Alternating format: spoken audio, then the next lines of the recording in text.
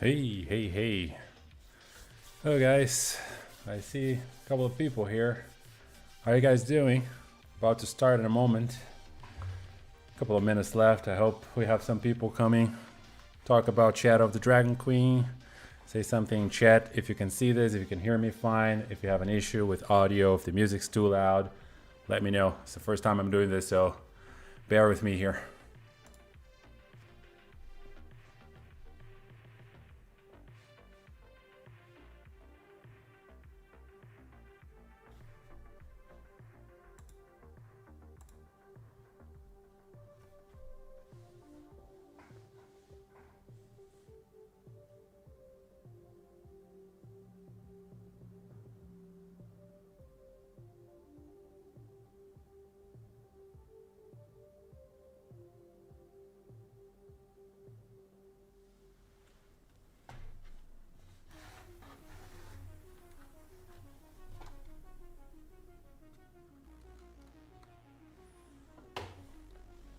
Have a few things to go over today.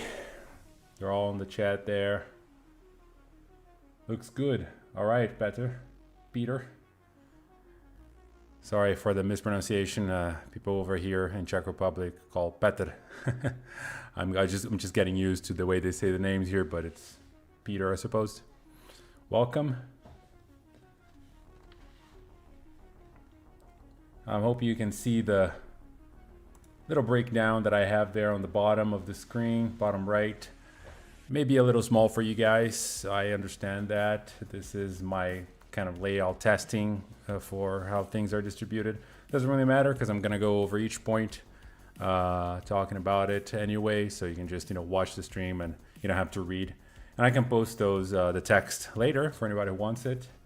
But it's really just a bullet point for me to not forget anything and to bring up subjects as we go through this. But I'll be also watching chat from time to time, so if you have any comments, suggestions, or criticism or discussion points, raise it up on the chat. Make sure you comment, and we'll talk about it.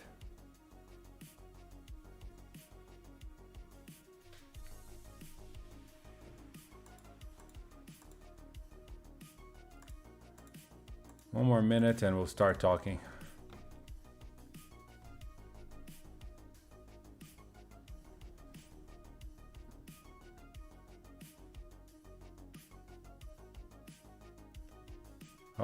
All right. So it is 7:30. Welcome everybody to Shadow of the Dragon Queen prep stream. I'm just gonna do my best here to talk about the game, and hopefully you learn something. Now I have a big disclaimer for people who are watching this later or who are joining right now. I'm gonna be doing spoilers here, guys. This is a Dungeon Master, Game Master preparation stream, right? So my assumption is that you have read chapter 1, 2, 3, 4 at least of the book that we're talking about, which is Shadow of the Dragon Queen from Dragonlance.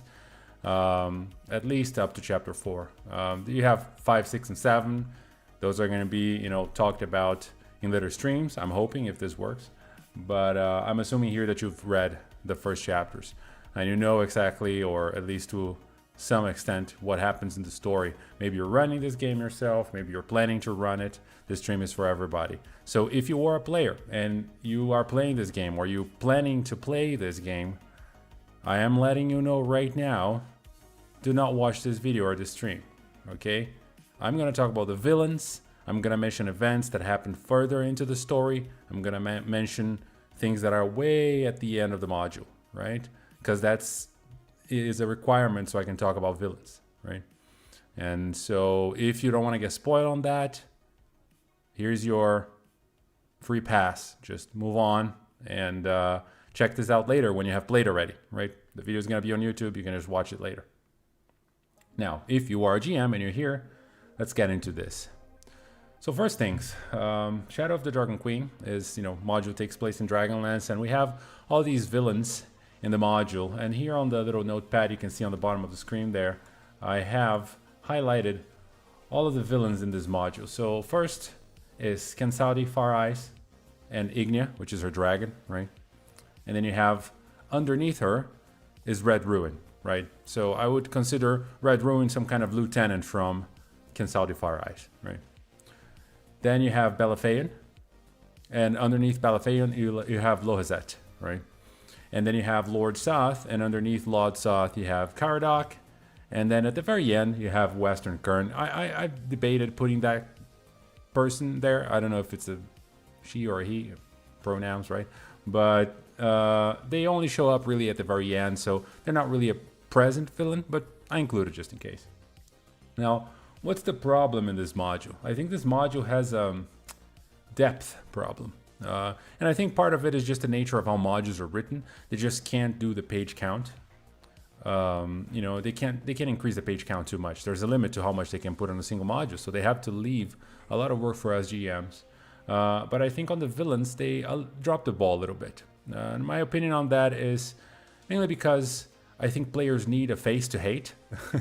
It's very nice when you have an enemy that you are moving against, and you kind of understand, or at least you're trying to find out, and then you progressively understand what are the goals of that enemy, right? And how they clash with your goals as a party, as a player, right? And in this game, the villain is the Dragon Army, right? The Red Dragon Army, which is invading Ansalon. It is invading Solemnian Kingdom, sorry. And specifically the Nightlune province, right? So the Dragon Army is a villain. There you go. Easy, right? Yes, but also shallow and vague, right? The Dragon Army, okay, cool. Who in the Dragon Army? Who exactly in the Dragon Army? What are they actually doing, right? An army is composed of a lot of people with ranks, and these people are individuals. They have goals, they have personalities, ambitions, and while they give us these villains that I just listed, they don't give us a lot of exposure on them. I mean, Kensaudi Far Eyes, if you play this module as written, you literally fight her on the last scene in the last session of the module. That's it. That's when you see Kensaudi Far Eyes. Maybe you glimpse at her before, if your GM wants to show you, but the module doesn't say that. There's not much foreshadowing to Kensaudi Far Eyes besides maybe hearing her name here and there, or finding a piece of paper or a handout or something, right? So it is a little bit obscure, right? Red Ruin also. There's pretty much no reference to Red Ruin in this module except for the scene where you fight him, which is again last chapter of the book, right? Balafeyan is technically above Kensaudi, and you are supposed to confront him, but again, you only see him when it's time to fight him, right? And usually on this module, it's like, you know, as soon as the players move into room X, the enemy attacks, right?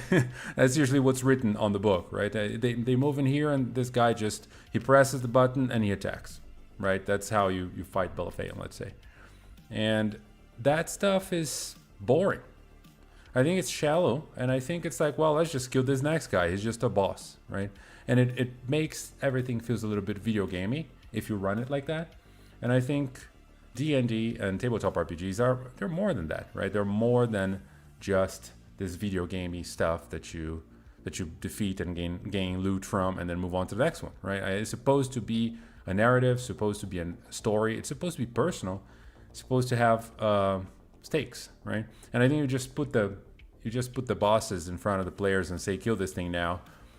It's a little disingenuous, but you know, that's how it's written in most of the modules. So I suggest that we improve this, right?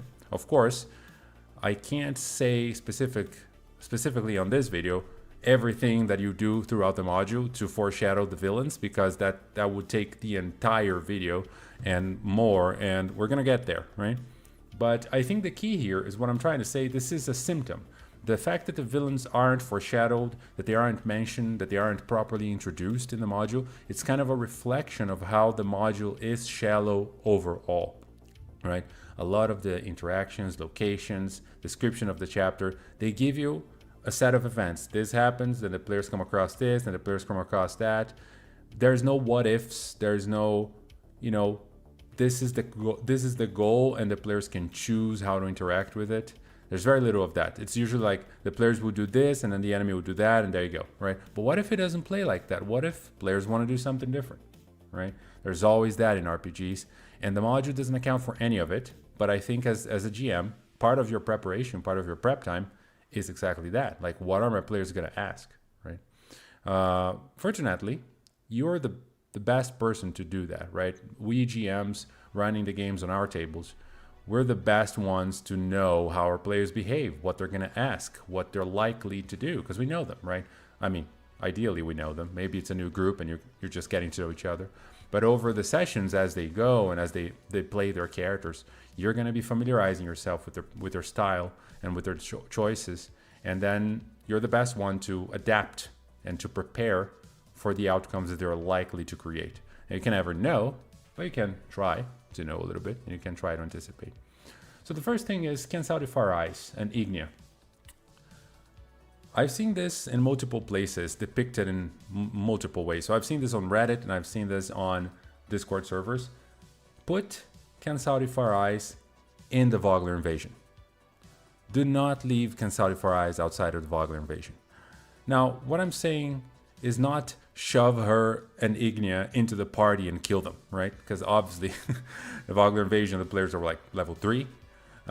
So if you throw Kensal Far Ice plus her dragon at a level 3 party, you're just gonna get TPK'd on the first breath, right? There will be no fight, right?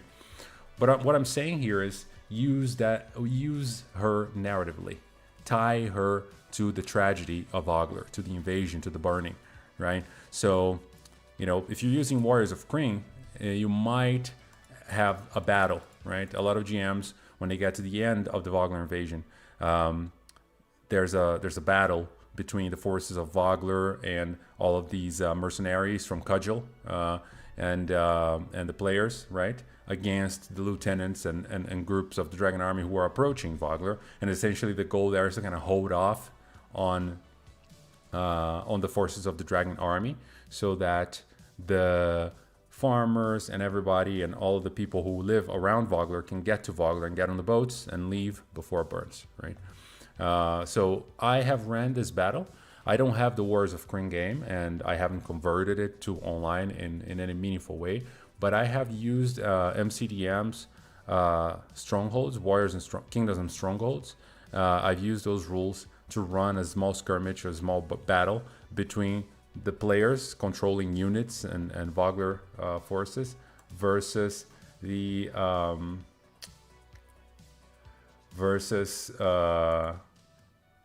enemy, the Red Army. So I have here this little map. You can probably see it there on Foundry now, and this is what I essentially do, right? I place all of the units here on the corner. I'm not sure you can see it properly there. All of the units which are commoners, right? So these are the people that are trying to get to Vogler through the road, right? And every turn I move 2 of them into the field, and I put them here into the screen, and then, you know, the players are fighting over here. The Dragon Army is coming from above, from the north, and the players' forces are on the south, and they're blocking the way. And as they fight every round, I move these guys like 60 feet, you know, as they are dashing essentially, right? So I'm moving these 60 feet, and then, you know, 2 more enter the battlefield here, and then, you know, the fight keeps going on, and then the end of the turn, I'll select, you know, everybody, and I'll move them, you know, 60 feet to the right, and I'll keep doing that. And I did this during the Vogler fight, and you can see here I have Ignia, right? So I described Kensal riding on Ignia on this particular scene, and that's how the players get introduced to it. So once in a while she would fly over and burn an entire line of Vogler people, right? And this is to ensure that the players know that they're just stalling, right? They're just holding back a small portion of the Dragon Army, right? And then they were going to do this and fight, but they're ultimately kind of losing this battle. And even if they win, which has happened in a couple of my games, then the idea here is like, okay, we won, but we didn't realize this is just a small portion. They broke off from this, and they're now attacking Vogler, right? And so they're like, okay, let's go back because Vogler's in danger, right? And they can go back. Backlin is in here. I have a unit for Backler, right? The retired knights. I have a unit for the players, and they name their own units. You have the ironclad marauders here with Cudgel, as you can see, and all of them are fighting on this fight. But then they realize, okay, we may have held them back here and the villagers passed, and we may have even killed this portion of the dragon army, but they broke off, and there's a portion of them who are already raiding Vogler as we speak. The people are trying to rush to get to the boats. Let's go back, right? And the moment they go back, they get to Vogler again, and at that point, they have to do all the events in Vogler. You can run that as you wish, and they will then at the end, as they finish fighting the last boss and destroy the machine, you can place Kensaudi right there. Cudgel and Backlink can hold her back. Eventually they get murdered by Kensaudi, and that is a great dramatic way to introduce Kensaudi in the campaign. It's like she burned all the Vogler forces from the air, then she landed, and then she went there and then she impales Backlin, right? That's brutal. And that puts in the villain into the module in a way. It's like, oh no, they didn't just burn our village, they killed our friend. But not the dragon army. This particular woman with a glowing eye and white hair, she killed my friend. She burned my village, right? Like, oh, these people are working for her, all these draconians. We got to take that one down, the commander, right? And that's the first chance that you have to introduce Kensaudi for our eyes. And I really recommend you do it, because this module feels much better when you put a face to the dragon army, or several faces, but this is going to be the first face, right, that you put there. Now, Red Ruin, we're going to talk about that later. I think Red Ruin should come on the northern wastes, maybe, or you can even, it's fine if you don't introduce Red Ruin, right? A lot of people have done a lot of things with Red Ruin. Some people have turned Backlin into Red Ruin, right? Or another NPC that is tied to one of the player backgrounds, right? So maybe there's somebody who died in the Vogler invasion, like who sacrificed their life to save people so they could get on boats. They maybe were murdered because the players chose to go left instead of right, so the people on the right got killed by draconians, right? And then they saved the people on the left, but they see, as they chose to save one group of villagers, the other group of villagers died, and then but they didn't die. One of them is an NPC tied to the players, and he becomes Red Ruin, right? He gets indoctrinated, brainwashed, and turns into Red Ruins. Like, you can have this Winter Soldier meets Captain America moment with one of the players, right? So that's one good way, because the Red Ruin really has no personality. It's just a mob. It's just a monster you fight in the campaign as written, right? So you can increment that. You can add to that mystery of Red Ruin. Who is Red Ruin, right? It's a masked rider who keeps annoying us and is very good at what they do. Very competent, very dangerous, but is, it's kind of like, who's this person? But then suddenly they find out it's actually somebody from the background, or somebody from Vogler or Backlin or Cudgel or anybody, right? So those are cool reviews you can do with Red Ruin. And then you have Balafeyan, Lohazet, Lord Soth, and Caradoc. And so Balafeyan and Lohazet, I think they should start to be introduced later on the Northern Waste, and we can talk about that in another video, right? But that's when, because Balafeyan is kind of leading that effort of moving into the City of Lost Names and getting it for the Dragon Army, right? So Balafeyan is the head of that chapter, right? Balafeyan is the head of chapter 5. So I think that's a good point where you can start to foreshadow Balafeyan, not only dropping their name on, if they capture a Dragon Army soldier and they interrogate them, they will talk about Balafeyan. They may mention, oh, it's our leader, blah, blah. And I always like to talk about Balafeyan as a priest, right? So you can do that.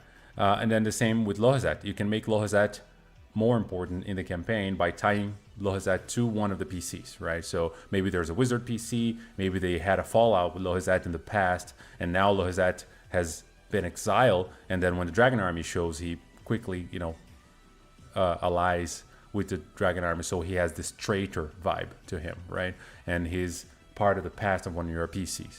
So there's a lot of ways to tie in Lohazet to your group and make them more meaningful in the campaign. And then you have to find a way to just kind of slip their name and slip information about them throughout chapter 5 as they are essentially moving their way towards the city of lost names, right? So the point where they want to get there because like, oh, I can't believe that guy's there. I can't believe he betrayed us. We got to take him down. Whatever he's doing, he can't be good because I know that guy. I already fought him in the past. He was part of my, he was training with me to be a wizard of high sorcery, or, I met him and he got rejected at the academy, or he got a black robe and then he thinks he's better than everybody, right? There's so much you can do with Lozette, and you can tie them up in the campaign in a more meaningful way. The book doesn't do any of that for you, right? This is all work that you got to do as a GM because you know your players, you know their background, you know their characters, right? Lord Soth. Lord Soth in this module is more like a force of nature enemy. I mean, the block is like, it's a CR19 monster, right? So that is brutal. Like, that is going to almost TPK your party. I mean, if he doesn't TPK, he will take down 1 or 2 players. That is for certain. That's very easy for him to do just with normal attacks, and there's that, death stare. But Lord Soth is one of those villains that it's almost like Vader on that Rogue One scene, I imagine him being that villain that you just run like this. You don't really try to kill it. And so yeah, but there's way to foreshadow him, and I have foreshadowed a little bit of Lord Soth both on chapter 4 and on chapter 5. Always the undead working with the dragon army, right? Suddenly you come across a patrol and they have undead with them. It's like, what is that about? And the undead have purple eyes, just like that fire at the end of chapter 4, right? Or the group runs into a group of Solemnian knights with shady looking armors and just kind of like, what are these guys? Are they undead? And they're asking for directions. Maybe they're coming from Lord Soth's castle, right? So there's a lot you can do with Lord Soth to kind of plant that, like, what is this? Like, this is not a dragon. They're clearly undead related. And then maybe the players will decide to look into Lord Soth at the library in Calaman Castle, and research and try to find about his history, and they can that way kind of, oh, okay, so this guy has always been kind of a problem, and it looks like he's working with the dragon army. Okay, now we have a bigger problem, right? And you can slowly build up to that, and I think that creates a very interesting scenario for Lord Soth and a way to put him in a campaign and foreshadow him before you get to the end. So, I mean, as I go through this series and streams of prep, I'm going to go way more specific about all these villains and the ways you can insert them. But I think those are good starts. Like, just being aware that the villains are not foreshadowed or given proper love in this module throughout the chapters. And most of them show up only on the last or second to last chapter, and that you just fight them. But you don't really know who you're fighting. When you get to that point, you don't really know who you're fighting, right? And one other aspect of the module that is kind of hurt by this lack of depth is the Council of Calaman, right? On chapter 4, you get to Calaman from Vogler, and after the burning, and the group's supposed to be working with Calaman forces to stop the Dragon Army invasion, or at least to do some kind of scouting, intel gathering, and just skirmish missions, where they can go in and hit the Dragon Army at certain places or find out where they are. And they're working with the Council of Calaman, right? You have the governor and you have the council. The council isn't even named in the book, right? They're just the council. Those NPCs sitting around the table, the governor, you know their name.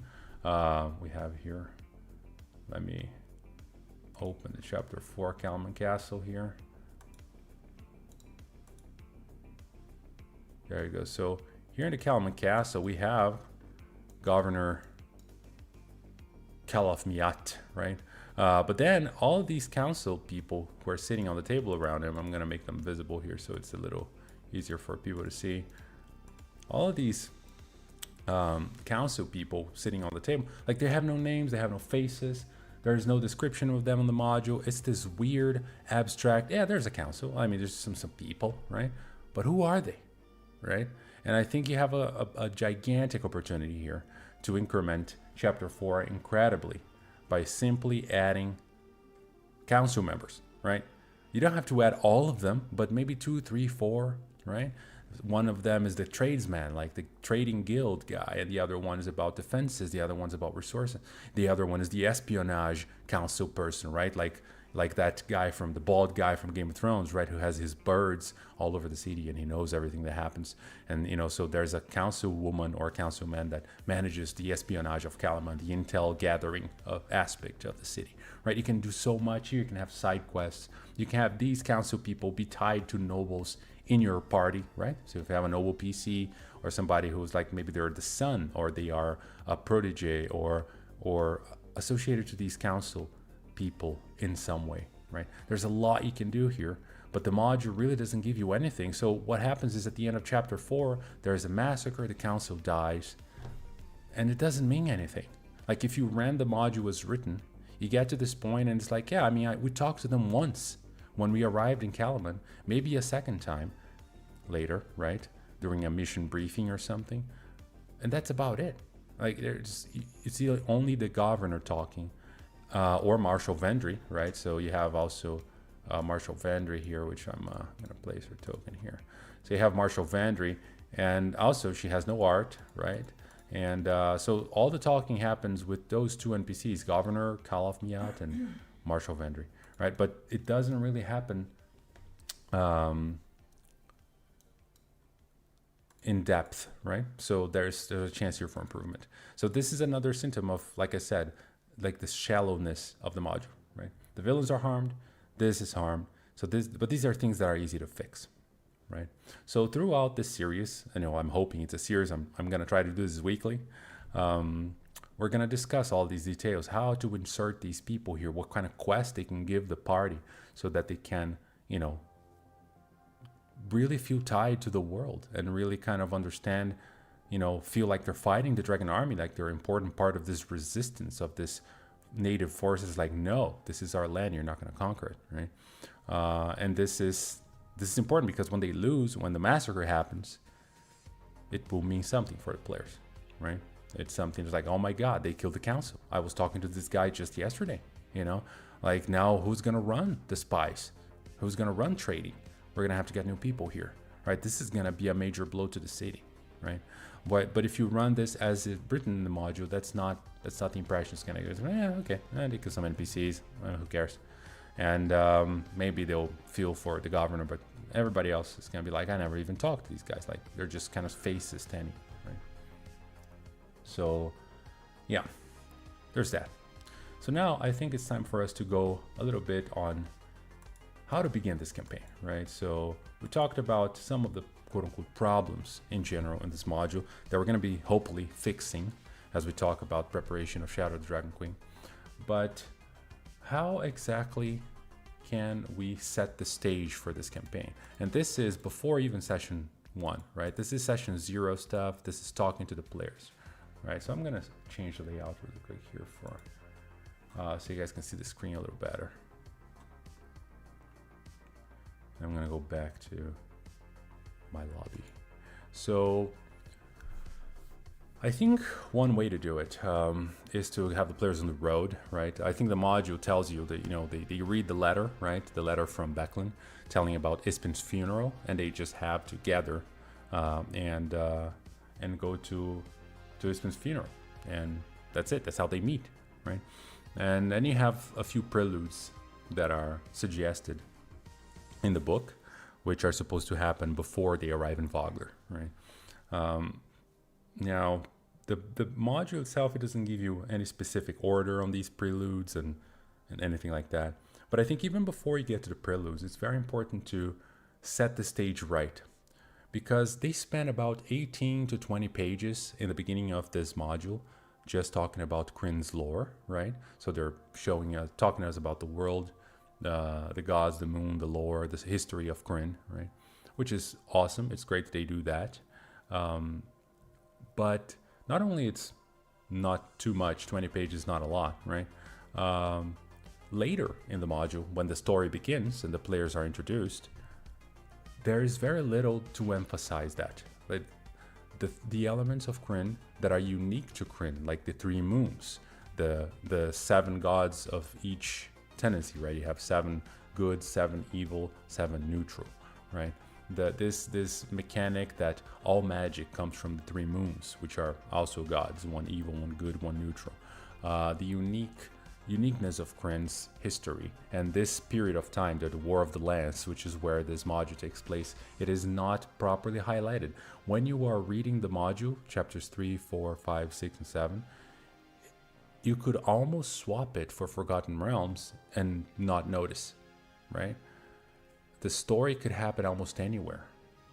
And I don't like it. I don't think it should be like this. I think this is a module, it's called Dragonlance, Shadow of the Dragon Queen. You should feel like you're playing in Kryn, right? It should feel like you're playing Dragonlance. So some of my suggestions, just to set the mood, right? If you're playing on Foundry or any other module that, any other VTT that allows for calendar creation, right? We have Simple Calendar here on Foundry, and it's a great module that creates this. Allows you to create a calendar, right? I suggest you set up the calendar and have the moon phases in there, right? Or at least track the moon phases somehow, right? Because the moons are a big portion of Kryn, right? And not having them or forgetting that they're there is kind of a shame, right? But if you have a calendar and every time the players are making a mission at night, you can describe to them red light because Lunitari is almost full tonight, right? Or you can describe a white light because Solinari is almost full tonight, or no light at all because most moons are waning or waxing or whatever it is, right?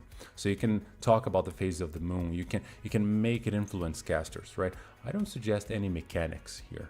I think it can get convoluted. I mean, if you like that kind of stuff, great. You can give a +1 for DC spell checks for a caster when his moon is up, right? So if it's a Solinari caster, then when Solinaris hide up in the sky, they get +1 on DC, or they're +1 to hit on a spell or something. You can do all that stuff if you want, but it becomes a little difficult to track and you forget it, and it's a little convoluted. But that's one thing you can do. But even just descriptions, right? As you're describing the night, as you're describing the light, just taking that into account, right? I think those are good elements to have in mind. Another thing you can do is tell the players that up to this point, up to the beginning of session 1, right? Only spells up to level 2 were available for the last 350 years, right? This is gonna describe this period right after the cataclysm, right? So the cataclysm happens, the gods move away, including the moon gods, right? They are distant. They are not influencing humanity anymore. And because of that, all the spells that are more powerful and require the blessing of the gods, require their approval and require their maintenance, anything above level 2 basically, it just doesn't work anymore, right? All the casters are extremely underpowered. The world is bleak and healing magic doesn't even work. People stop believing in healing magic, right? And eventually they're just like, is this myth from the past? Like you can read in books that people did this miraculous healing stuff, but really, nobody does that anymore, right? So make Kryn, in this particular War of the Lance moment, very low fantasy, right before the start of the campaign, right? Set the players up for that, describe the world that way, and when you do that, it gives it a little bit more personality, right? It makes it feel like, okay, this world has a history, and these people are not the same as the people in Forgotten Realms and the Sword Coast, right? Like these people have their own history, the gods interact with them differently, they're unique, they have been absent, and it has impacted the world, right? And so these two things, having only spells up to level 2 work in any domain, arcane or divine, doesn't matter. And then having healing magic doesn't work at all, gives it that sense like the gods abandoned us and magic is, hampered, right? But this is gonna change, right? My idea is not to keep this throughout the campaign, of course, that's ridiculous, that would be too hard. This is gonna change as they play. Like it's gonna change on session 1, right? And session 1 is when the gods return, right? That's when the gods are here. Maybe in session 2, right? Maybe you can play one session where healing doesn't work. Maybe you can play one session where magic is up to level 2. It doesn't matter because the players are gonna be low level anyway, right? But then the gods return. And that's how you show through world descriptions that things change. Something is different now, right? So one thing that I suggest is starting the campaign right before the night of the open eye. And then when the night of the open eye, which is all three moons are full, right? It happens every several years, right? When all three moons align in full phase on the sky, right? And have your calendar tracking that and start on the day before, right? And so then on the next night, that's when the three moons align and that's when the gods return, because that's when the dragon army invasion is about to begin. The gods know, players don't know yet, but the gods know, right? So you can have that mystical aspect to it. Another way to do this, to foreshadow the bleakness of the world and the fact that the gods abandoned it, is to have undead being a common occurrence in Kryn. Like, people know undead, it's something that happens all the time. And maybe they come across a hamlet or a village and they're chaining that coffin, right, before burying it, and the players see that, right, and they're like, oh my god, why would they chain the coffin, right? And it's because people are afraid that they're going to rise, right? And they do that to every body they bury when they can, right, just to make sure it's not going to come back as a zombie. This foreshadowing that sense that nobody's at peace. Getting to the afterlife is difficult because the gods are not present anymore, right? It's not as straightforward as it used to be, right? Another interesting aspect you can use here is villages and towns having apothecaries and animal alchemy, plant alchemy, very low magic, potions of healing, right? Things that are actually not a magical item, but they're like a herbal treatment, some kind of vial, an oil, an ointment, right, that just restores your HP. You can keep the mechanics of potion of healing, but just say it isn't magical, right? And the same thing for any +1 weapon, things like that. These are just, the +1 weapon is not a magic weapon, it's just a masterwork from a time that doesn't exist anymore. These people from the past, from before the cataclysm, they knew how to forge and make things in a way that people don't know how to anymore. Technology was lost, right? And if you set that stage, you can create that uniqueness about Kryn and about this specific time of Kryn, right? So technology has been lost, knowledge has been lost after the cataclysm happened, right? Also, an interesting aspect you can do is Draconic is a dead language, right? So much like Celtic languages that are dead in our world, right? Where we have some text and maybe a few accounts of how you pronounce the words, but we don't really know. We kind of just guess, right? Everybody who spoke Celtic or Gaelic or all of these, ancient languages, they're either dead or like they got it from somebody who really doesn't speak very well and it just got lost, right? So Draconic's like that. The dragons left the world with the cataclysm as well. So Draconic, like, to learn it, you can learn how to read it, but nobody really speaks it. And the idea that to speak Draconic, you almost have to have a dragon anatomy, right? You have to have that guttural, reptilian, whatever sound that dragons make to actually be able to talk properly in Draconic. And so even if a player starts with the Draconic as a language, that does not necessarily mean they're going to understand the Draconians, because the Draconians will be actually speaking true Draconian, right? They will be speaking true Draconic. And a player who read some books in Draconic doesn't necessarily understand what they say, right? So that's an interesting aspect you can add. And obviously, I think that latest is create ties to Vogler beyond Ispin Greenshield, right? The module just tells you, send the players the letter, it's Ispin Greenshield funeral, and they all meet there, or they're all moving towards Ispin Greenshield, right? It's very interesting if the group is tied to Vogler in other ways. Maybe they are from Vogler, they were born there, their family is still there, friends are there, somebody who was a mentor, a trainer is still there, right? Train them to be an adventurer. They left the adventure for a couple of years. Then they get the letter, oh, Ispin's dead. Funeral is in a few days. Please come back. And then they're like, okay, let's go back. Let's do Ispin's funeral, right? So they could be friends of Ispin, students of Ispin, just know Ispin and Vogler. Don't remove the ties to Ispin. Keep those, as the module suggests, but create more. Show them a map of Vogler and go like, where did you live here, right? This is all before game 1, right, guys? This is in session 0. This is a setup. We're just setting the stage here. Where did you live? Oh, I lived in this house. Okay, great. We're gonna make this your family home. You have family alive there. This will make the invasion of Vogler mean more, right?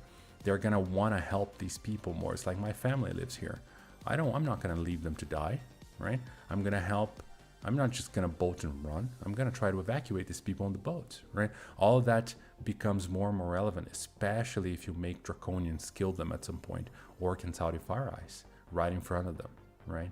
As they're running to try to get the boats, they see this white-haired woman just impaling people, and some of these people are NPCs tied to the players, right?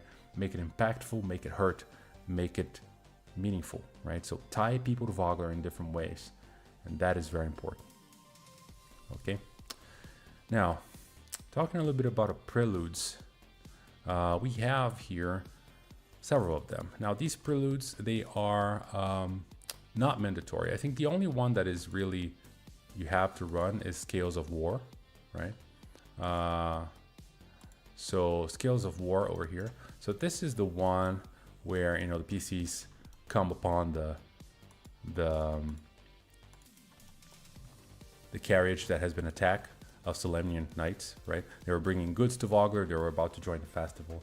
So this is a very nice encounter on the road to run. You know, you can see I put a log here, and you can put some Draconians, you know, standing on top of the log there, and wearing the hoods, and then they jump down and glide into the group. So you can do a lot of fun stuff here.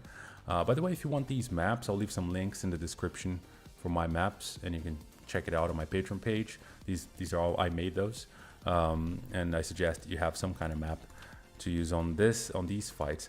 But so Scales of War is the only prelude that is really like, you should have it, and you're probably gonna do this last. This is gonna be the thing that they face on the day that they're traveling to arrive in Vogler, and then right after this they go to Vogler, right? The other preludes, you know, you have Eyes in the Sky, and you have Broken Silence, right? So Broken Silence is that the God one, right? And that's the one where they will meet the gods. So here I have created this grove, right, where they can come upon the statues, and the statue have glow and things like that, and you can describe those statues as being the god of the player, right?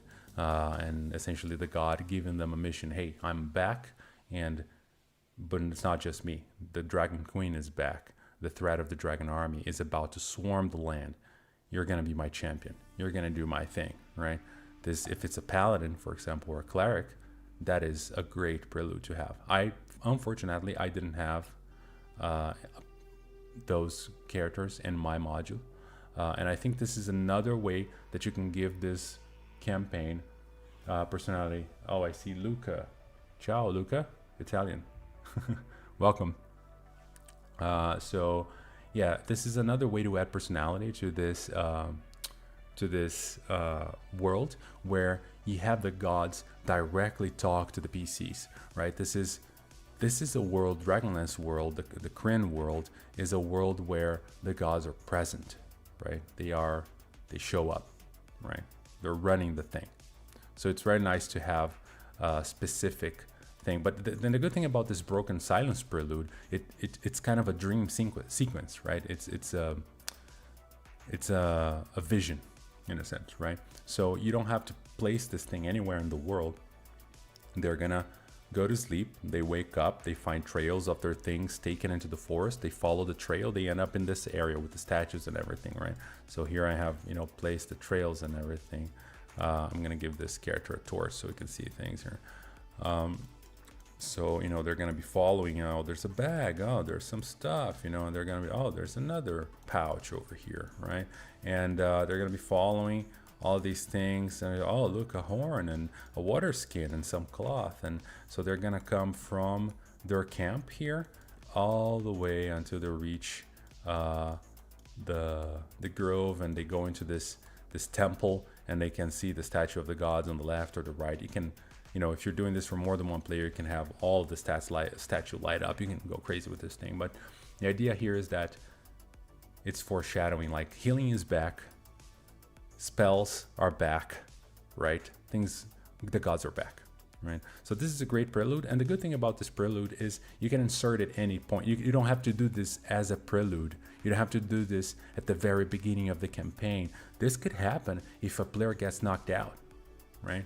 So let's say it happens in the middle of the fight, they get knocked out, and then suddenly they're unconscious. And you finish that fight, you run the combat normally, like you don't want to stop the fight in the middle.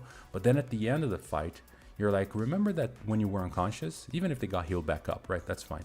It's like, remember when you were unconscious, you had a vision, and this is what you saw, and you do this prelude, right? Because it's more of a role play thing.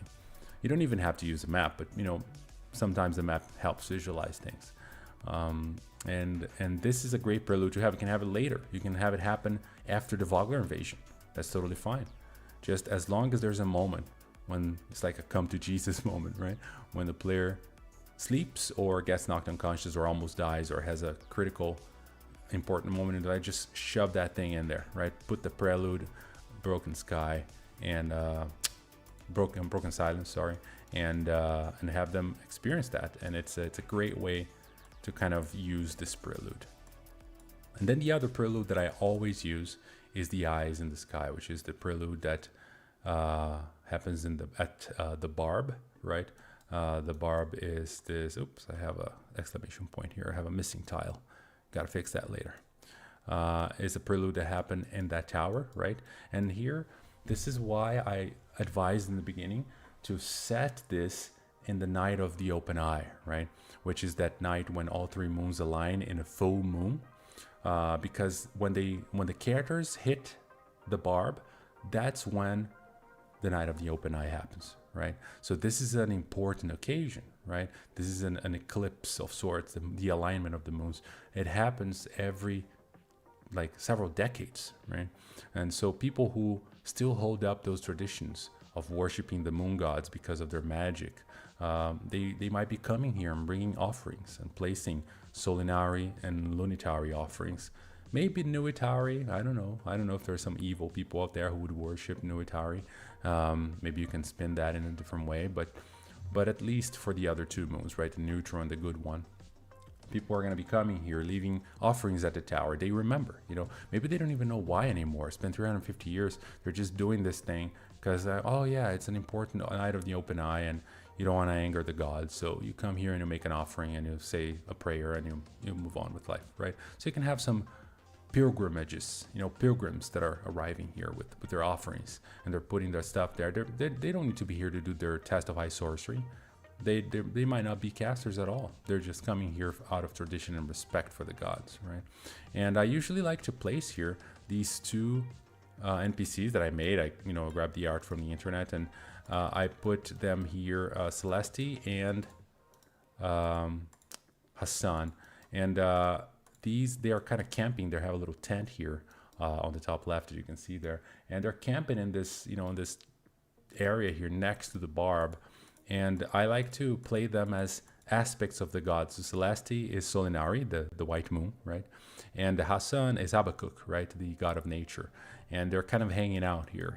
They're just kind of like in their human form.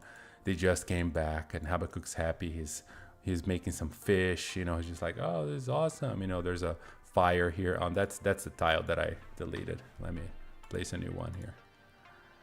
And there we go. Tile, fire, and yeah, I'll put the fire on top of it. And you can make it fancy if you want. You can go crazy with this. But the idea here is that these gods and these aspects of the gods, they are here and they're just happy to be on the night of the open eye. They can talk to the players. They can be cryptic and enigmatic. And they can help the players. They can maybe identify an item. They can, do things that are mysterious and strange, and the players are going to be like, who are these people, right? And they're going to be like, is this, why is this guy, how does he know so much and what's going on here, right? So you can really have a cool thing going on, and this will give the players who are not the casters, who are not going through the trial in the tower, they can be talking to these NPCs. They can be hanging out here and role playing while your caster players, your wizard, whatever it is that is going to do the test of high sorcery, they go to the tower and do it, right? So that's normally how I run it, and this makes it a group content thing, right? Now you can have that whole rotunda pocket dimension trial going on where the player has to go into, he enters one of the, I even put them here if you have one of the 3 doors, right? So if you put, you can see that there's doors that go nowhere essentially, right? But then when they enter those doors, when the moons align, the doors become a passageway into a pocket dimension, right? And then when they go into that pocket dimension, they will have to find their way through that invisible labyrinth in the rotunda, right? And I even have a map here for the rotunda, right? Which I created, and I put a key in the center, and the maze is invisible, so obviously it isn't here, right? You can make your own maze or not at all, and you can just do this through Theater of the Mind, right? Using this map as just kind of a background, which is what I've done the first time I ran this module. But you can even skip this. Like the second time I ran this, I completely skipped this thing, right? I just had the player show up. They talk to the woman in the barb, Rovina, right? She's here. She is a red wizard of the high sorcery, right? And she is, praying and setting up offerings and preparing for the Night of the Open Eye. And the players show up and they're like, "Oh, you're interested in becoming a mage of high sorcery? Great. Grab this scroll, take it to Kalaman," right? And then in Kalaman, you're gonna talk to this woman, Wihan, in the shop, and she's gonna give you the next phase of the trial, right? She's gonna put you through this. She's gonna actually start it, right? Ravina herself is very low in the organization. She doesn't have the power to start a trial, and she's gonna say, "Go talk to Wihan and see this through and take the scroll to her," right?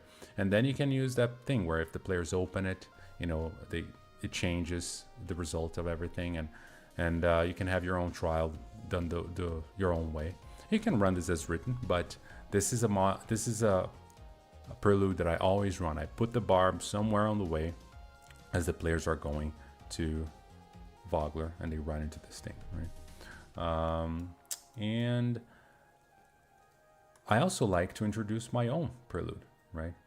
And when I do that, I start it into a hideout, and I bring back the ghouly dwarves, right? You have here the ghouly dwarf grunts that I've created. They're really simple monsters. They have spiked bone club and ankle strike, and just they throw a little ash bone that obstructs vision. I homebrew this, but you can do whatever you want. But I use this tomb that I've created.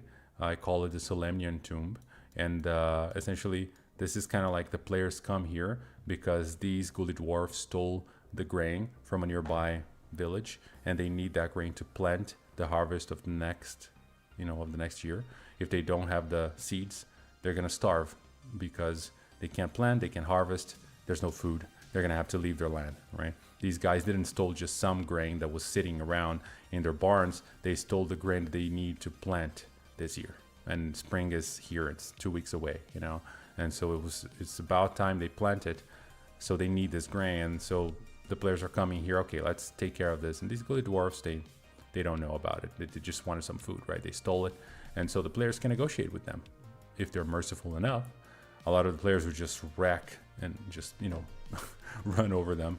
There's an alternative entrance here through the waterfall, so players can come to the spawn here, and then they can go through and find the alternative entrance, and then they can come in here and they can fight a Grick, which is who lives here basically, and then they can go through this tunnel and topple the rocks here and come up here. But there's a trap. There's some spikes in the ceiling, so if they activate the trap, the spikes come down and become a gate, right? And then over here at the end, there's a secret passage behind the statue that the players can't find, and if they do, there's a Solemnian Knight buried over here, and it can turn into a Spectre, right? But if they don't, they can come all the way to the boss room and fight the boss, and the grain should be somewhere in here, right? So they can grab it. So they have to go through the entire dungeon and finish this fight here. So there's It's a very like 4 or 5 room dungeon, not much going on here, but it's a really good way to get everybody together and to say, hey, we've been working together. We are a party of adventurers, and we have gone through some missions, and now we're just going back to go to Ispin's funeral, right? So this is a good, solid way to start the module. It's a prelude that I recommend, and you don't have to run this one. I've seen a lot of people run the Delian Tomb, which comes from Matt Colville. This map is kind of a variant of the Delian Tomb, right? But you can do that as well. You can put hobgoblins, goblins. You know, you can use different monsters here. I used the ghouly dwarfs because I wanted to bring something that is kind of unique to Kryn as a monster. But some people don't like the ghouly dwarfs. I understand. So you don't have to use them. You can put whatever enemy you want here, and just have this be like, yeah, you guys are helping local villagers get their grain back. Go, right? And that's where it starts. Some action. Everybody's rolling dice. They're fighting.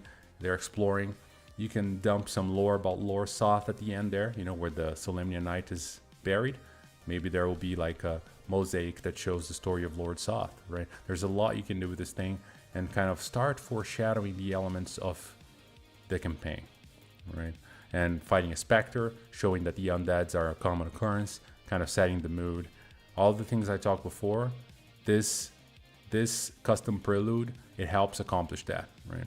So this is a good way to start, and this map is free on my Patreon page. So if you just go to the Patreon page that I'm gonna link on the description of this thing, and you'll go to, well, I'm gonna grab it now and I'm gonna link it to you guys. But basically, you can download this for free.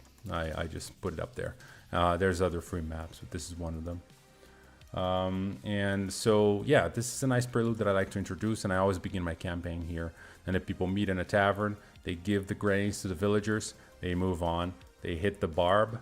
You do that prelude with the Knight of the Open Eye and, you know, the trial. If you have a Mage of High Sorcery background player, you roleplay that, right? And then you do Scales of War, right? Which is gonna be the fight here on the road to Vogler, right? And so that's basically how I do things, and that's how I recommend you do some variants of that. And this is how you tighten up and polish and flesh out the beginning of the campaign, organize things in a way that makes sense, right? I think that when you're talking about all of these preludes, there are some criteria you have to have in order to like evaluate if they're good, right? What are they supposed to do, right? So the first thing that a prelude should do is they should bring to evidence what is unique about Kryn, right? And this is where you introduce the undead element, the whole thing with healing spells not working, or spells just being underpowered in general. The ghouly dwarfs in that particular Solemnian tomb, if you want to use that. Things that are Kryn, right? The moons, you describe the moonlight every night, you know, describe the views, set the mood, right? Another element that good preludes should have is that they should foreshadow the invasion of the dragon army. This is what this one does, right? Shadows of War. The dragon, that's the first encounter with the draconians, right? Players can really have a hard time here. You can add a bunch more draconians. They can petrify somebody. If the dice rolls don't go the player's way, this could be rough, right? So this is nice because it's supposed to foreshadow this invasion. These are supposed to be dangerous enemies, right? And the other point of the preludes is to get players started on their side quests, right? So that's what you're gonna do on the barb for whatever Mages of High Sorcery background you have in your party, and that's what you're gonna do at the Camp by the Road, which is the Broken Silence prelude, right? Where the religious players can be introduced to their gods and to their mission, right? So those are the two quests that you can begin in the preludes. But you know, you could have other quests that are custom to your party and just add them here on the prelude somewhere too. And lastly, another criteria is that they should portray the idea that the gods and magic are back, and this is what happens on the barb, right? On this prelude here, the Knight of the Open Eye, and meeting Celestia and Hassan or any other gods that you like to put in here, camping, or, you know, this is how they're gonna know, okay, something's changed. You know, if you have caster players in the group, describe to them how they feel more connected to their magic. You know, there's something different in the air, right? And the preludes should show that, so they understand that the legacy of the 350 years after the cataclysm has ended and a new era is beginning. But with that, the gods come back. The shadow of the Dragon Queen is looming, right? So that's it, guys. I think that's kind of like what I had to talk about today. The villain problem, the depth problem, and then kind of how to fix those, and all the preludes and how to begin this campaign. Does anybody have any questions? People in the chat? I don't know how many people are watching at this moment. I'm still kind of getting my setup right. If you have anything, just put it up on the chat and I'm gonna address it right now. So yeah, this is it. When they come to turn in the quest of getting the grain, it's very nice to also have a tavern. So I put an NPC here, and I put, you know, all the players at the tavern, and they're meeting the NPCs here that hire them to grab the grain back. They get paid. Maybe they get like 50 gold each, or, you know, 10 gold each, whatever, right? These are villagers. They don't have a lot of money, right? But I always have this kind of role play little scene here in the tavern, and the players, you know, the players kind of come back to it after they do that first Solenian Tomb custom prelude that I set up. And then from here they can travel and get to the Barb, and then Shadow of War, and then finally arrive at Vogler. I don't see any questions in chat there, guys. So I think I'm gonna end it here. Thank you so much for coming and hanging out with me tonight. If you did, I hope you enjoyed it. If you're watching this later, thank you for watching.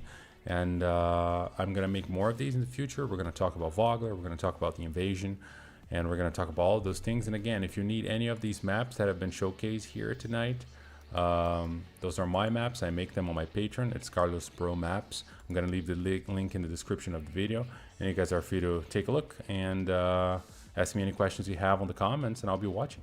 So have a good one. Bye bye.